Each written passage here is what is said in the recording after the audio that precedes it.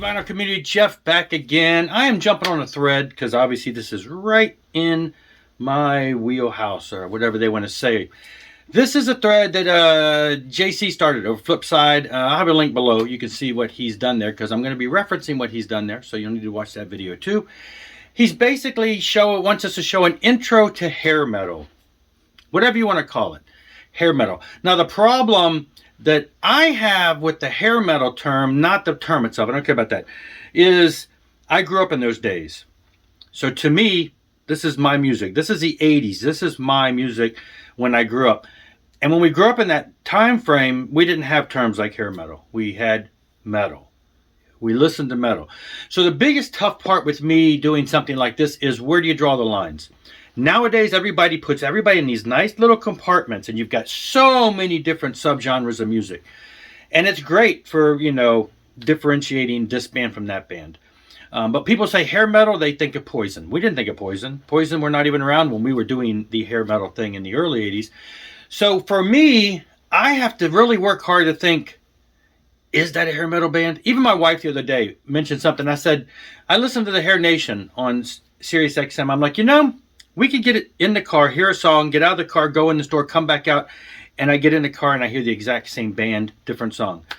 And I made the comment, I said, with them being as so many different hair bands that they could play on Hair Nation, why do they seem to only play like the same 10 bands over and over and over? And I'm spouting off other bands, and my wife's like, well, is that really hair metal? Well, it's 80s metal. Is it hair metal? Does hair metal exist overseas in the 80s? Because you thought bands like Iron Maiden, Judas Priest band, well, they're new wave of British heavy metal. You get all these bands. Nowadays, most of the sleaze rock hair metal comes from overseas because it's still big over there. But when you think about the bands that were classified as that, how many foreign bands fall in that category? With, you know, Accept. They were during the 80s. They were in our hair metal phase. I look at Accept. I look at Whitesnake. I look at Judas Priest. This is just the metal. Def Leppard. Def Leppard refused. They don't like being called metal. They don't like being part of the hair metal. They're not called hair metal, but they were on my wall next to Motley Crue. They were part of that time frame. They had hair. They had fancy costume, you know, outfits. They fit. So the hard thing is, and people are going to say, looking at maybe some of the stuff I've got, maybe that's not, I don't call that hair metal. I really tried to stick with stuff that would really be classified as that, because I avoided the bands that that I still look at as being part of that scene. Melodic metal, melodic hard rock. Nowadays, they classify it as other things. Whatever, it is what it is. This is my picks. I've got 10 essentials, and then he wanted to see some that were non-essentials, that were things that people who like that would also like. I got 10 of those also. I'm going to run through them fast. Now, I'm building on what JC did. And his essentials in my book are essential. I'm not going to show them. I'm not going to show any of their releases. All the bands he mentioned and the rest of their releases, for the most part, are essential. He got Twisted Sister. I mean, you know, he's got Twisted Sister, Stay Hungry. I would probably go with, you know, the first album, or Can't Stop Rock and Roll, you know, but Stay Hungry, essential. It's the biggest album by Twisted Sister, the biggest hits on the radio these days. Quiet Riot, first album. Some of the biggest hits. I would go with second album too. But again, I think the first 2 albums by Quiet Riot are essential. Wasp, the first album, absolutely essential. Some people might say the second as well. It had a lot of hits. So Cinderella, the first album, Night Songs, my opinion, probably their best. But they went bluesy after that. People love that the most. I like that first album the best because it just had that same flair. But they weren't really hair metal, even though they had the look. They were pretty hard rocking anyway. And then Rat's first album. I would say any Rat from the 80s is essential. It's all top notch. So I'm not showing any of those bands. We're jumping in. I got them in alphabetical order, so there's no favorites here. Dokken, Tooth and Nail, Alone Again, big hit. This is their their second album, and so their first album, I almost wanted to pull that as an essential, but this is really where they broke. And so you have, you know, just some of the heavier stuff, Tooth and Nail. I saw them on this tour, great stuff. Third album, built on this, great stuff. Also, Lock and Key, Under Lock and Key, probably, you know, has hits that most other people know. This is where I think it started. This is where it's essential. The first album is great. This is solidified. This is it. Great stuff. Helix, Walking the Razor's Edge. The album prior to this, No Rest for the Wicked, probably my favorite album. This is probably falling into this list of essentials because this is where MTV started breaking the band. Now, they're from Canada. They had the hair, they had the bandanas, they had the cool costumes. You know, I put them in as hair metal. They're definitely, you know, grittier. They don't have all the makeup and everything as far as what you would think of that. But this is where you got like the MTV hits started coming from. So I think this one is essential. But really, you're going to want to get Walking the Razor's Edge. And this one, Wild in the Streets, great stuff. I haven't found a Helix album that I don't like. But if you're looking to start somewhere, start there. Keel's A Right to Rock. Now, Keel had an album prior to this, which I think is amazing. I don't have it on vinyl, but it was on a different label. He got signed to a more major label. It was this A&M Records or something. And this is where you got the MTV hit with The Right to Rock. Gene Simmons produced some of this stuff. And so this is just, you know, this is essential Keel. Again, I haven't met a Keel album I don't like, so, but that's it. King Cobra, Ready to Strike. This is one you don't hear about a lot. Carmine Apiece and some, and you know, was it Rob? What's his name? The bass player went on to join Wasp.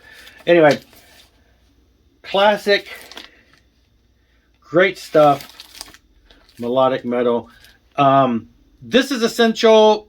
Second album, not so much. They changed singers, went on and put some other albums out, which are amazing, great hard rocking albums. This one is essential. Crocus Headhunter. Crocus had some great albums prior to this. Again, Swedish band. Are they hair metal? I don't know. They had hair. They had the costumes. Everybody was looking the part with the outfits and everything. They had a bunch of great hard rock albums prior to this.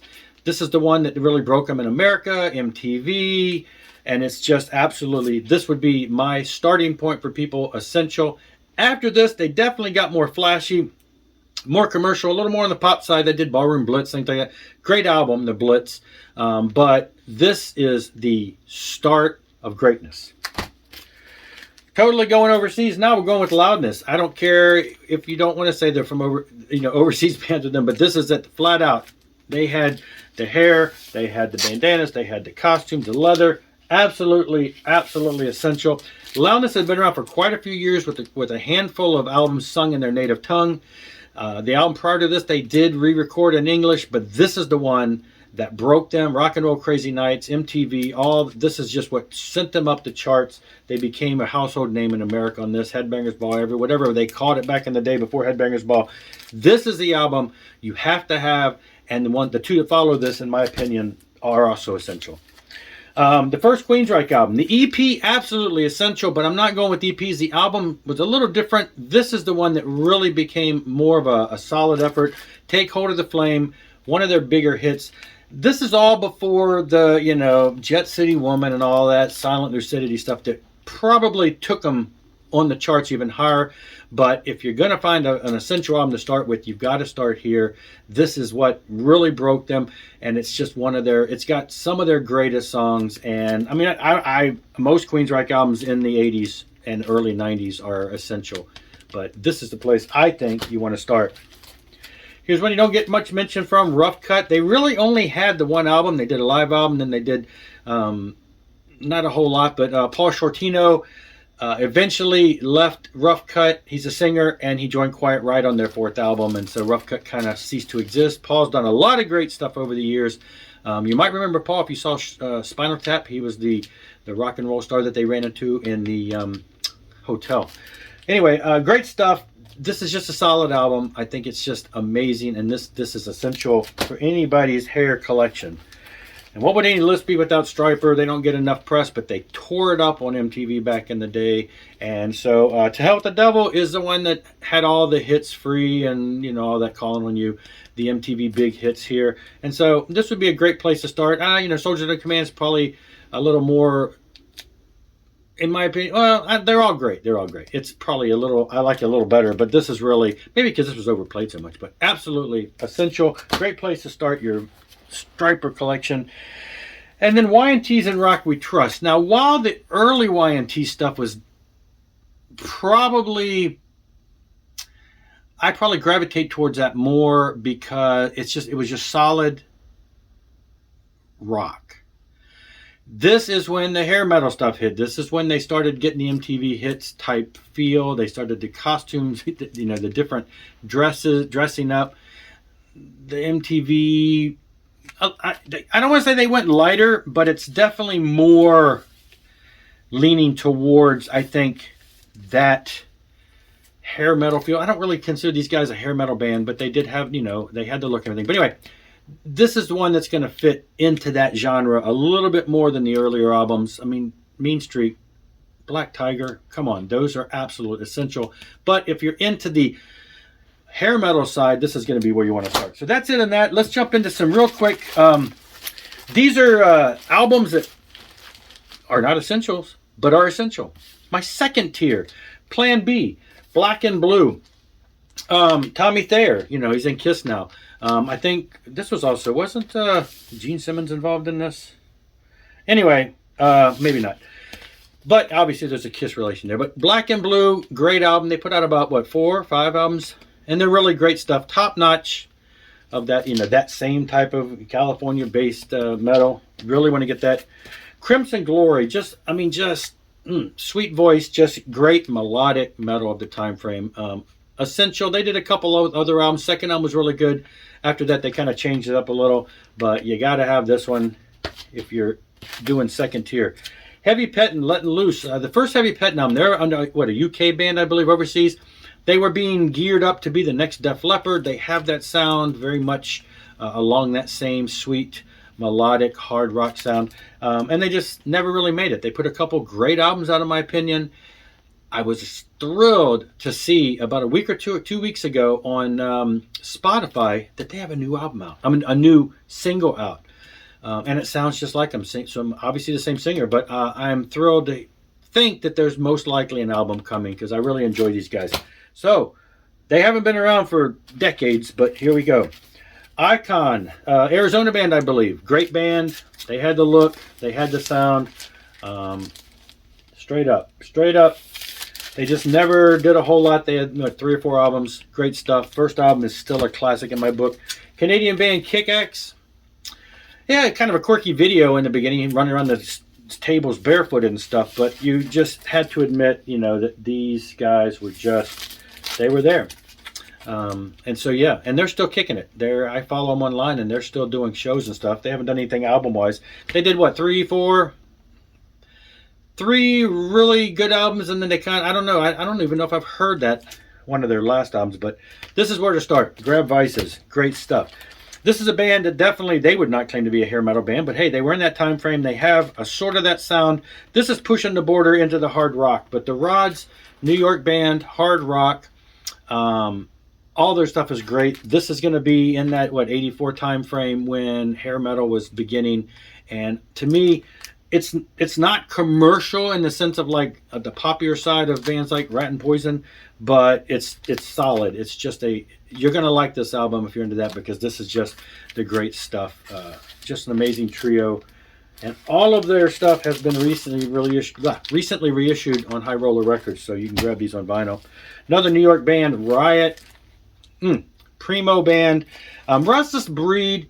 Rhett Forrester on vocals, one of my all-time favorites. The album prior to this, Fire Down Under, totally essential. You have to have Fire Down Under with the old singer, Restless Breed, and anything on the either side of that. They went on to do a lot of other albums with a lot of different band members, but these early days in the 80s, essential in my book. Steeler, you got the early Ron Keel, you got the Yngwie Malmsteen. What else you want? Mark Edwards on drums. You got the band is a who's who of great players, and of course Keel went on to do his own band. Yngwie went on to do all the stuff he does, and that is an album, No Shrapnel, that you really want to have. Pete Way swings out a UFO and he plays Wasted. Apparently he was also involved in Fast Eddie Clark and Pete Way. But by the time they put out their first album, also an essential. I didn't mention it because I saw somebody else mention it in their video, but let that be known. Fast Way, the first album, first 2, maybe even the first 3, have to have. Pete Way went on to do this album, and it's just, you know, almost everything Wasted did, except for their 3rd or 4th album where they went in for a real melodic singer. Everything else is pretty much the same lineup. Finn on vocals. It's just gritty, it's sleazy, it is just straight up hard rock on the Chrysalis label. This is where it started, Vices. You want to have it. And then from the UK, it is the Poison. Before there was Poison, we got Rothschild. They got the makeup, they got the hair, they got the spikes. Take Judas Priest, mix them with Poison. What do you get? You get Rothschild. Very quirky, sort of a borderline punkish with the gritty heavy metal guitar. This album is so catchy. It is so, it's just the UK's version of Poison before there was Poison. It's their albums went on to just have, every one of their albums had a great sound like that. And yeah, total sleaze rock, great stuff. One of my favorite albums, period. That's it. Making this too long. Thanks for watching. Rock on. Rock hard.